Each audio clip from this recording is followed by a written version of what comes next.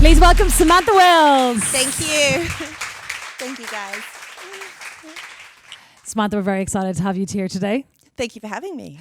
Well, I'll tell you, actually, I just said when we actually put the call out that you were going to be in the show, it booked out within 1 hour. That is very lovely. They're Thank very you, guys. excited. Thank you. So I think the big question everybody has is, you made a big announcement last year, in August last year, that you were closing the doors of Samantha Wills Jewellery. And I think we have a lot of questions around that. But what I want to get to is start off from the very beginning. So from the Bondi markets, when did you realise that your hobby was going to be a global business? Yeah, so I mean, even before that, I was, my mum put me into beading classes when I was 11 years old. So in Port Macquarie, a little town on the mid-north coast of Australia. And I really learnt the basis of jewellery making back then. When I was 20, I moved to Sydney and started selling down at Bondi markets. Just by chance, actually, I was hand making jewellery at home and kind of stockpiling this jewellery, and friends would come over and they're like, oh, can I buy these? Or can I bring some friends over to buy these? I was like, yeah, sure. And they're like, would you bring all these over to my house and I'll invite 10 friends over? And I was like, okay. So kind of this organic party plan kind of business started, and they suggested, why don't you try and sell down at Bondi markets? And I was like, no one's going to pay any money for something that I've made on my dining room table. Wow. And took the spot down there, and a friend down there had a showroom wall at Australian Fashion Week and offered me the spot there. It was about the size of a door.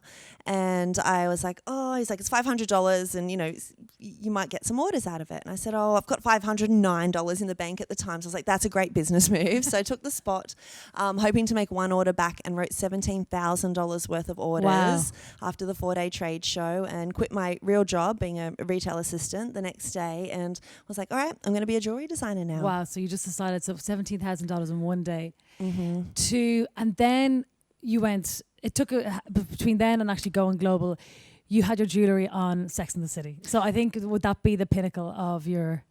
Yeah, look, Sex and the City happened for us. So I launched in 2004. Sex and the City happened in 2010. And in that time, I mean, from launching at Fashion Week, I built a brand, but I really didn't know how to run a business at 22 years old, and got myself into $80,000 worth of credit card debt. And by the time I was 24, the bank wouldn't give me any more money, probably rightly so. 5 maxed out credit cards. And I'd built this kind of empire of a brand, but the business structure just didn't follow. And, I started asking around if, I need an investor, or I need a business partner. And I asked everyone that I knew, if anyone knew anyone that wanted to get into fashion, like that's what I was looking for. And met my now business partner who is very left side minded, so very logical, very analytical, where I work very much in the right side, so very creative, intuitive, kind of, where brands are built. And between my brand mind and creative mind and his business one, we kind of had the basis for this very creative commercial venture. We went into business in 2007 together, and we started to get a lot of celebrity interest. So all the celebrities that were coming out from the States, we were dressing them while they were here. And then we started to work with services out of LA to do celebrity dressing out of there. And Patricia Field came along to one of our showings and saw the piece, and her assistant pulled in a heap of wardrobe pieces. And just for anyone who doesn't know Patricia Field, Patricia Field is the stylist for Sex and the City. So she styled all the TV shows, and then this was for the movies. So they called in a heap of stuff. And when you loan to wardrobe departments, you think you'll never see it again. You kind of write it off as a sample. And about a year later, we got a card from her that said, "One hand in the air for the big city. Thanks for making us look so pretty." And it had an illustration of all the characters from Sex and the City on it. And we ended up having product in the film. And for us, to answer your question, it was very much... it was the pinnacle in a global projection sense. So when you're aligned, because never before Sex and the City and never since has there been such a fashion brand that is such a powerhouse to be affiliated with. It's not just a celebrity placement. You're alongside the likes of Chanel, Manolo Blahnik, Ralph Lauren. Yeah. And so, it opened a lot of doors for us that way. And when you saw it, so you didn't know it was going to be actually on the No, show? I showed up to the Australian premiere just being like, I hope this is, whether it's a thank you card just for loaning it or if we're in it. And so I saw it when everyone else did. Oh, wow. Yeah. And so from there, Ava Mendes, Taylor Swift, all these people were wearing your brand. But you were the creative side. And so many people often have a creative flair, but 99% of people don't take that and make it into an actual business. So for these creative people who want to actually develop it into a business? What sort of advice or what sort of was the key to finding a business partner? Yeah, I think it's in Australia especially, I think we have such an incredible creative talent pool down here. Yeah. And, a lot of businesses sadly do fail because we don't have the support network of business. So my advice on finding a business partner is, we're so used to closed networking. We don't like to tell people what we need. Yeah. I'm very much like, and at the time when I was $80,000 debt, I needed to tell people that I needed an investor. And so telling people what you need, and you'll be really surprised how much people open their networks to people want to help. I think looking for a business partner, I really suggest doing personal due diligence. So obviously if they're a good business operator or not from the other businesses that they hold, but start to look at what their personal values are and if they align with your personal values, because it's a very intimate relationship when especially if you're the creative founder of something, handing that over to have someone else involved in that can be quite intimidating.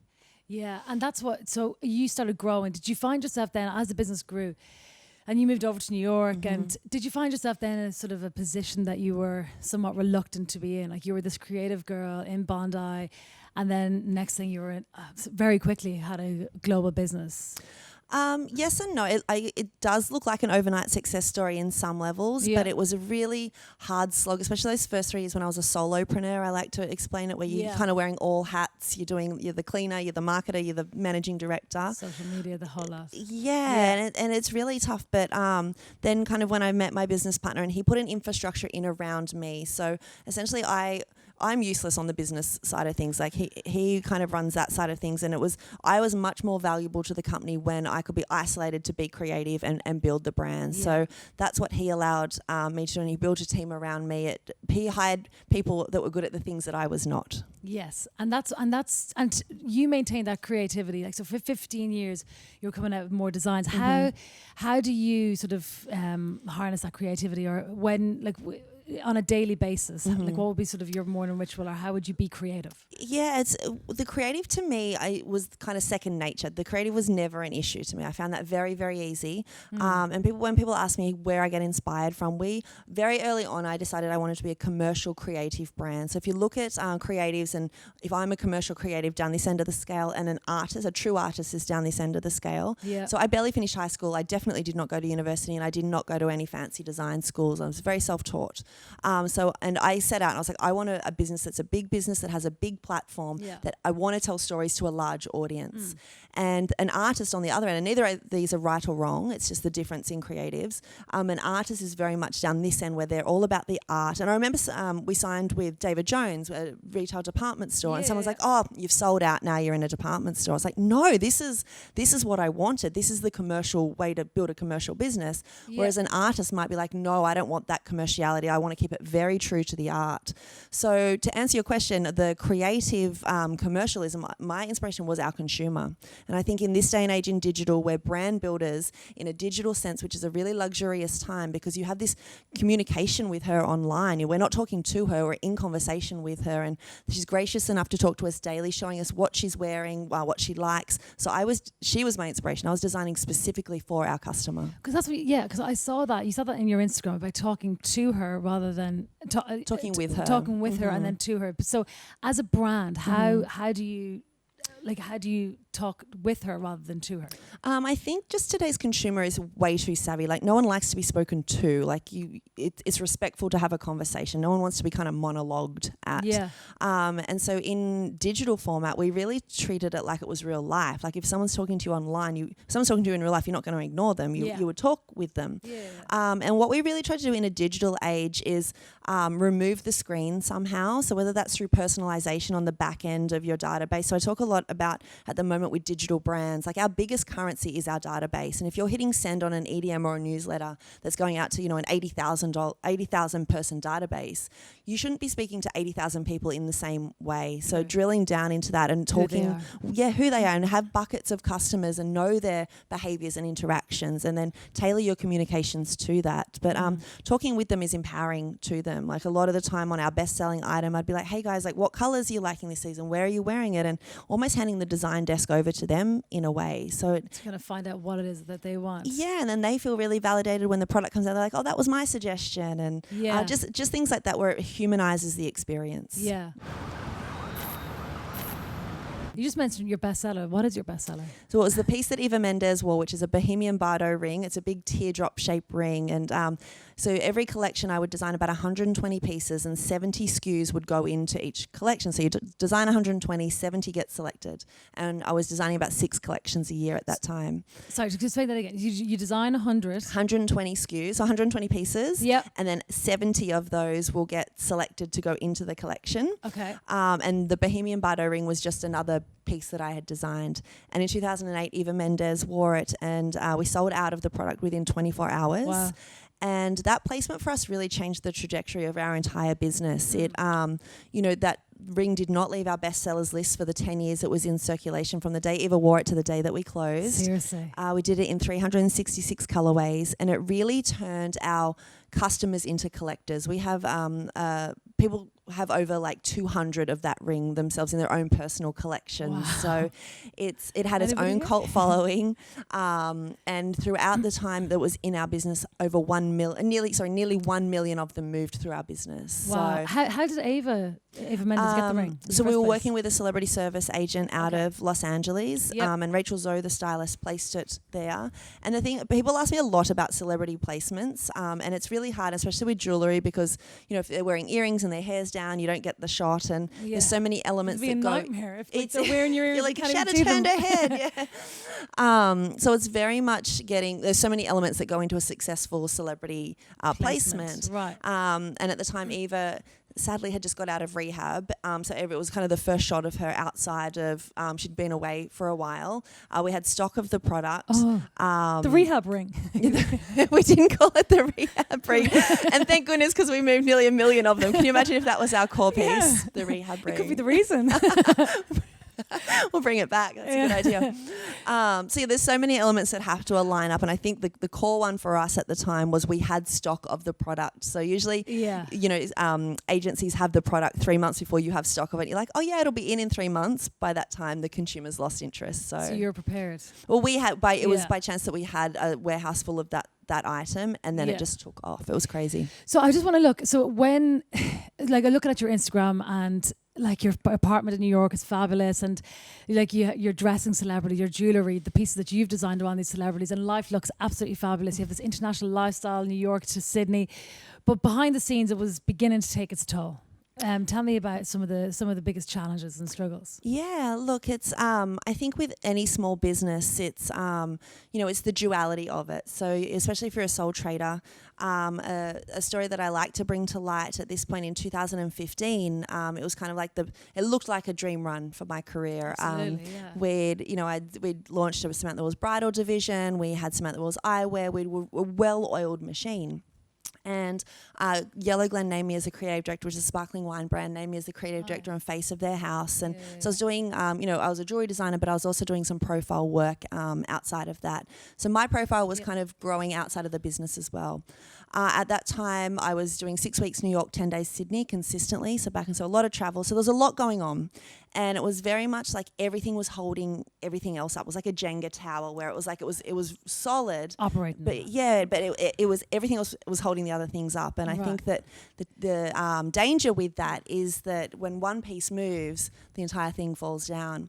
And for me at the time, I'd been in a relationship for 3 years, and I found out that my boyfriend was cheating on me. Oh no. And I just, when I found out, I just couldn't function. I couldn't put a sentence together. I was just distraught. And my friends would kind of come over and get me out of bed long enough to, change my sheets, and then I'd crawl back into them. That's awful. How did you find out? It was through a series of coincidences, and, it all came to light, and just stuff that I probably hadn't chosen not to see at the time. If you're watching, we don't like you. Sorry. Whatever your name is. Anyway, sorry. I was jump out of a sorry. Sorry, I lost your train of thought. I just wasn't. You found out. And I wasn't coping. My friends would come coping. over and change the seats, and I would jump straight back into bed. And I think that at the time it was such a dark time for me personally, but professionally I had some really big contracts and really public-facing commitments that I had to fulfill. Yeah. So I had to get myself together, and I flew back to Australia a few weeks after finding out, and I shot the cover of 2 magazines, and I was shot a major campaign. And I would be on set and I'd set my alarm for 90 minutes earlier than I needed to wake up. And I did that so that I could fall apart. And I would be often laying on at the hotel I was staying, I'd just lay on the bathroom floor crying and just trying to breathe, trying to get all the tears out and then show up on set and, get the job done. And sometimes I'd have to excuse myself and go and cry in the bathroom and come back, apologise profusely to the makeup artist and keep going. And I share these types of stories because it is the duality of small business. When we're grieving, the world doesn't stop, small business doesn't stop, and it can often feel insurmountable. And I think in those times, I really look at those times in darkness, and writing this book now, I kind of look back in this retrospective and I'm like, wow, those some really dark times, but I'm able now to look back and see what I learnt in those. And I remember at the time, it was so dark for me personally, but I knew I wasn't touching the very bottom of that darkness. And I knew that because I wasn't being entirely true with myself. And I knew that touching the truth I was scared of what that would present. And one day I knew I had to do it, and I sat in front of him and I got every amount of courage that I could. And I said to him, how long has this affair been going on? And he looked at me and he said, which one? And I said, well, how many have there been? And he said, at least 8. And so I, obviously was like in shock, but it was in my reply to him. And I said to him, please don't leave me. And so publicly and so professionally, I advocated so strongly for women's empowerment. That was what I was all about. And I truly believed it was what I was about in this life. But the core of empowerment was self-worth. And somewhere along the line, I had lost my own. And I knew instantly in that reply that was why I was in that dark time, because what was next for me in life was needed my public and professional self-worth to match my personal self-worth. And I was in that darkness to align those two, because coming out of that, and it took me a long time to put the pieces back together, but it was in that darkness I had the idea to launch the Samantha Wills Foundation.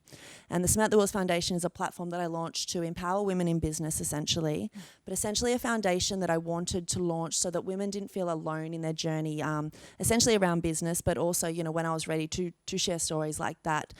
Because I think there's a real need for vulnerable storytelling. I think there's, we live in this Instagram age of this polished highlight reel, and it's not healthy and it's not helpful. It's like small business is really hard, and if we can be telling story, everyone's going through something tough, just no one's really talking about it. Yeah. And so my alchemy out of that situation and out of that grief was to launch the Samantha Wills Foundation. And so I kind of talk about things like this, and life ebbs and flows, and there's light and dark to all of it, and you feel it almost more acutely if you're running a small business, because it's all kind of on your shoulders. But those dark times do lead to what is next on our journey. Yeah, that's and thanks for sharing that, because that's the story. Because even like you're there in the cover of a magazine, and like your global success, and you're beautiful, and then we don't know that that morning you're lying on the bathroom floor crying. It was dark. Yeah. And so what was some of the, were there anybody help you pull you out of that, or like what was the turning moment that you said, I'm changing this up? Yeah, that's a great question. I mean, definitely my friends obviously rallied around me, and some things too, like you just have to go through them, and you have to sit in it for as long as it takes to kind of pass. And that's when I talk about touching the bottom of that grief.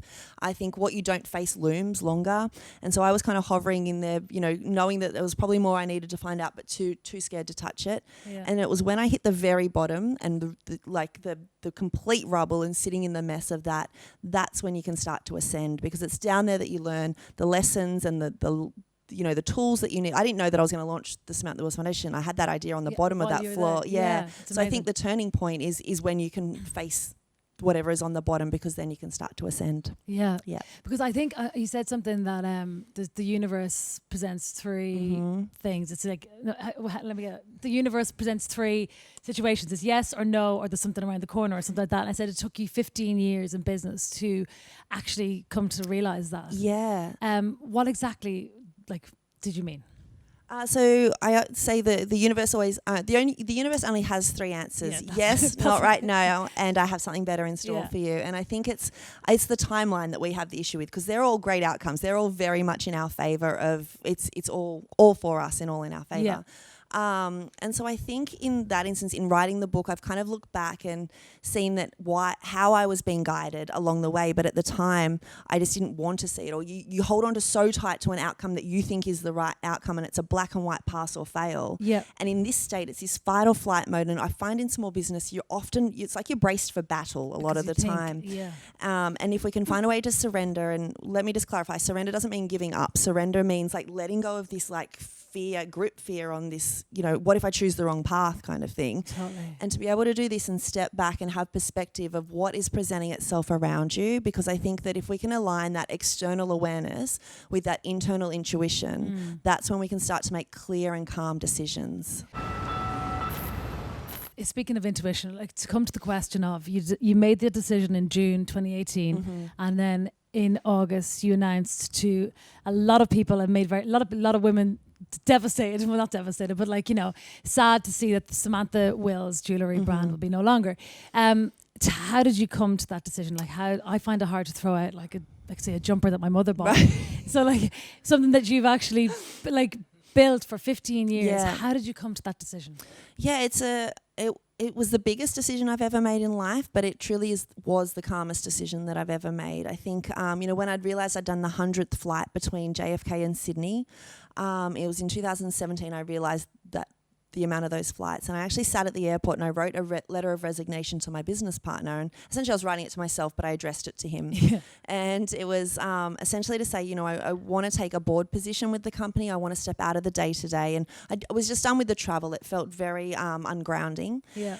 And so he understood that. He's like, well, at the time, I'd been in the same career for 13 and a half years. He's like, no, I understand that. He's like, well, we need to appoint a new creative director. We need to appoint a new head designer. We'll look at a strategy that you don't have to be on a plane as much. And so he was essentially like, tell me what your ideal is and we can build the business around what you want to do. And as with kind of the universal guidance, all those things just continued to get roadblocked, and it felt like shut doors. It wasn't allowing us to implement any of those things. And so by 2018, I had a decision to make. It was kind of like, what is it that you want to do? And he asked the question very outright, like, you let me know what you want to do and we can build this business around you. Yep. And I had at the time gone up to a meditation retreat in upstate New York, and he'd sent me an email while I was there. And the title of the email that he sent me was "The Business is at a Crossroads." And essentially it was an observational email around, culture, and it had nothing to do with numbers. It was very cultural and based. And when I opened the email, I was standing at an actual crossroads on this meditation campus, like in front of this crossroads. And rather than being like, oh, that's a coincidence, I was like, I think it's time to close. I actually had the instant thought like that, like I had my hand on my heart and it's time to close. And it was the calmest thing. And then I didn't tell a soul for another 2 weeks. I woke up every day for the next 2 weeks. I pretended I'd already implemented the decisions. So I was like, strategy. Yeah. And I was like, I said to myself, like, you don't have a company anymore. How does that feel? Yeah. And I think there's a big difference between the language we use. So if you ask yourself how you feel versus how you think, it's a very different reply. Yeah. So I said, you don't have a company, how's it feel? And it felt like the right thing to do. Lighter and just, it was just right. And we've got lots of Q&A questions, I believe, so I just saw them popping up. But was it a case of, was the business itself not going well? I know you changed the strategy slightly, your design slightly. Was the business not going well? Was it a case that you could sell it? The business was going great. We're actually at the top of our game commercially. We could have sold it, I think, because I ever so modestly named it Samantha Wills. Nice. That was going to be a hard ask. And it could have been sold. I didn't want to sell it. And I think that I did a talk once and a gentleman stood up in the audience and he said, I don't understand why you've made this. This decision makes no sense. He's like, logically explain to me why you've made this decision. And I turned to him and I said, sir, I can't. Firstly, sit down. No. I said, sir, I can't. There is no logic behind this. It makes no sense commercially what we're doing. But that's the thing with intuition is you don't have to explain it. It's something that you just know without having to have an explanation for. Follow your intuition. Yeah. And I think that, obviously it affected a lot of people. So I didn't take this decision lightly by any means, but I knew it was just the brand had achieved everything that I had wanted it to, and we'd said everything. We were a brand that stood for a lot of things and we had a voice, and I wanted to take a leaf out of the Seinfeld model and close when we were on a high, and I just knew to honour the legacy of those 15 years that was the right thing to do. Yeah, it's great. Thank you. There's a few questions here, but I'll just scan them. The first one is, did you ever suffer from imposter syndrome? I suffer from imposter syndrome every single day. I think specifically, first and foremost, as a creative, I think, and in my case, it was my hobby that I turned into a business. So you're kind of just waiting for someone to knock on the door one day and be like, we know you're having too much fun. So this is not a job. And I think I grew up in a small town seeing very hardworking blue collar people. So to me, to be able to make money from my hobby wasn't actually work. And it took a long time to rectify that with myself. But the answer is yes, every day. Every day. I think every damn day. It's a lot of the most successful people always admit that. You've been so fortunate to have celebrities wear your pieces. Mm-hmm. Do you think Samantha Wills would have succeeded without the celeb endorsement? That's a really good question. I think celebrity endorsement today in this day and age isn't as powerful as it was when we were getting celebrity endorsements. It was 2008 was when we first, and that was kind of before social media. So you were waiting for the celebrity in the weekly magazines, which would move. Now celebrities like, here's what I'm wearing this hour, and then different hour I've got a different outfit. So the answer is yes. I think it was a huge pillar of the success of our brand. And then sticking on the celebrity topic, what was the best and worst part of dressing celebrities? Was there ever a celebrity that you were like really wanted to dress, and then when you met them face to face, it was like, don't meet your heroes type of thing? I didn't meet a lot of them personally. That was all done kind of through stylists and things like that. Okay. I think I don't have a bad story. I think the best story was I was a huge fan and am a huge fan of Pink, the singer. Yeah. And when she came out here, it was maybe 2007 or so, and she wore we gifted her a few of our rings. And so as you're holding a microphone like this, she was wearing the ring like front and center at every time she was singing or doing interviews. Amazing. And it was so exciting. And then we got an email from her personal assistant one day, and they said, Alicia, her real name's Alicia loves your product. She'd like to purchase the entire collection. And so I was like, oh God, she can have it. Just send she can have it. And she was like, no, she really wants to pay for it. What? So what? Just take all the ring away? Just for her? She said. Sorry. How many did she want? She bought the entire current collection. So she bought everything in that range. Wow. She paid for. And she was very adamant that she wanted to pay for it. And I loved her before, but the amount of respect that I have for her and what she stands for, and from that moment where it was just such a leg up in my career, so that was definitely the best celebrity story that I have. That's a good one. Yeah, it is a good one. I like it. Love Pink. $80,000 is a lot of debt. What were the initial steps you took to get out of that hole? $80,000 is a whole lot of debt, and it was all on credit cards. Yeah, and I explain it. I don't even think I knew what anxiety was at the time, but I remember at that age just going to bed and there was a lump on my chest that it would just like push down when I would sleep, and then when I would get up, good old anxiety, and when I would get up, it would move to my shoulders, and I just carried it around with me. I learnt to function alongside of it. To get out of that debt, I just didn't know. I was in so deep. I didn't know how to get out of that. And I think that's when I started to really aggressively seek a business partner. And when I did meet my business partner, I didn't want a dollar from him. I knew his business mind was so brilliant. And I said, I just want your business mind in my company. And it took me a while to convince him to come on board. But when I finally did, it took him, a few months to turn the debt around because it was a very healthy brand. I just didn't know how to run the P&L. So finding the right person, the right business partner. And it goes back to finding someone that is good at everything that you are not. Exactly, yeah. And it's to be able to identify what you're not good at as well, without trying to do everything. And I think not so much identify, because I think we know it's about getting our ego out of the road and being really honest with ourselves. Yeah.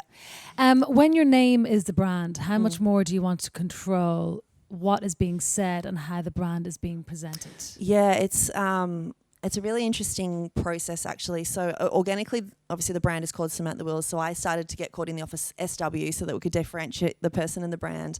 But they're so intertwined. And I think, I was very protective over the brand lane. I set the brand language, and, as a creative director, that was my role. You would be, because it's your name, right? As well, yeah. And it's such a personal interaction. But I think there had to come a point where I had to step back from that and relinquish control at some point, because we were at a stage where I was running all the social medias for for the company. Yeah. And we were just too big to do that. So essentially I was getting in my own way. We were only going to grow as much as I was letting us, or in this case, not letting us. So I had to kind of step back. But that then is about being a leader and stepping in and really working with your team to ensure that the communications are aligned throughout the company. Were there any sellout pieces that almost didn't make the cut? Yes. So I don't like a lot of colour, and then we do a one-off in like a lime green, and it would sell out in like 2 seconds, and everyone's like, we've got to repeat the lime green. I was like, we just can't. Don't like it. I was like, bury it. So I had to get over myself a little. I mean, I'd have to negotiate with our production team a lot of the time. So, but I don't know, if something was a good seller, we would kind of build, we would support that and see how we could build out around that. We didn't want to like flog a dead horse. Sure. So even when you talk about like the Bohemian Bardot ring, we did it in 5 different price tiers with different stones, and really started to, give a lot of integrity to categories like that. Great. So the lime green ring. Lime greens. I'm going to have a look. Yeah, it's probably worth a lot on eBay now because we didn't do many of them. Well, that's actually that's probably my next question. Is like, have you seen any of your jewellery pieces become more valuable now you've closed your business? Definitely, and ones that we didn't do a lot of production runs on. And our customer, we stopped using the word customer because she became a collector. She was very engaged. We had a strong community around the brand, and there's buy, swap, sell groups. There's breakout groups that do meetups around the country just through their love of Samantha Wills jewellery. So I think that, a lot of those, and if you look on Pinterest, people archive their collections on Pinterest, and then they'll be like, hey, I'm looking for this style to complete this part of my collection. So it's a really, it's incredibly humbling for me to look at something like that. But yeah, if there's pieces that were lower quantity production, we definitely see them higher on eBay and sites like that. Yeah, because I saw that was one of your reasons on your Instagram. I sound like an Instagram stalker, but that you said like you did when it was coming towards the end of the business, you felt that jewellery doesn't matter anymore, or just the world needs more than jewellery. But then since closing and announcing, you've flipped that and you've realised that it does matter to a lot of people. Yeah, I think at the point I got to, I designed over 12,000 pieces of jewellery, and I think in my career I was just like, how can this matter? There's so much going on in the world right now, and I think as a brand and as an individual I have this platform that I had been afforded from the jewellery, which I lost sight of for a little bit. And I was like, we need to be talking about more things than jewellery. And then I started to receive these incredible letters from our brand community, and they said, my mom bought me a Samantha Wills ring and she passed away the next day, so it's the last thing that I have. Or these stories that are another woman was in a relationship that was of domestic violence, and she barricaded herself in her room, and he tried to break in with a saw through the door. And while, it's a very long story, but he essentially smashed her entire Samantha Wills collection because she loved it so much. And there was one piece that was salvaged, and when she took the AVO out and found the courage to walk away from this awful situation, she went and started to rebuild the process of her Samantha Wills collection and bought a Bohemian Bardot ring to mark to herself that this is the day that I found that courage. And so I'd read stories like this and I'm like, wow, like actually the jewellery does matter. Obviously it's not the physicality of it that matters, but it means something to people. And on the evening that I decided to close, I bought a book from the bookstore on this campus. It was Big Magic by Elizabeth Gilbert, and it's about overcoming creative fear. And I read it cover to cover that evening, and it was all about, she talks about writing. I was like, okay, maybe I should be writing now, and kind of went through. And then she did an interview with singer-songwriter Tom Waits. And the quote goes along the lines of, as artists, we take ourselves so seriously when all we're really doing is, he's a songwriter, as songwriters, all we're really doing is creating jewellery for the inside of people's minds. And I thought, wow, like that's... Yeah, so I want to, go Tom Waits. So I wanted to write. I wanted to take that element and make jewellery, but for the insides of people's minds as the next chapter. What was your biggest regret, and what would be the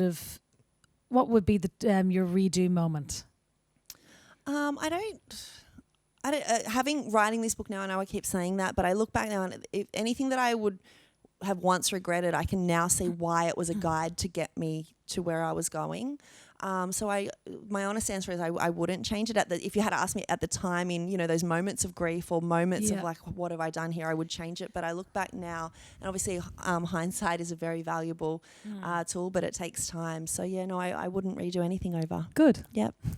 And then one more. It's, what does your tattoo mean? I don't know. I can't see the tattoo. Oh, where's my tattoo here? Oh, It says Bellevue. It's my handwriting, and I got it actually. Just after that relationship that I explained before broke down, and it means beautiful life in French. And to me, it symbolizes anything I wanted to do in life. I wanted to make it beautiful, whether that's a conversation and being really present in that conversation, whether that's building a brand, whether that is the self-worth that I had to work on. I wanted, whatever I was touching in this life, I wanted to do it with integrity and beauty. And that's what that means. That's lovely. Thank you.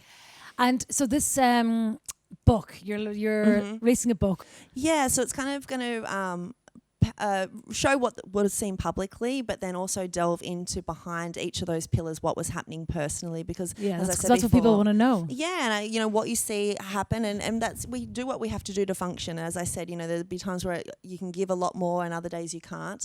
But it would have looked like a dream run that year, and I'm like, it really wasn't. And I want to share that because I think we're all going through different stuff, and it's those vulnerable stories need to be told. They really do. And I for one, I'm definitely looking forward to reading that book. Thank you, Samantha Wills. Thank you very much for joining us. Thank you so much. Thank you, guys.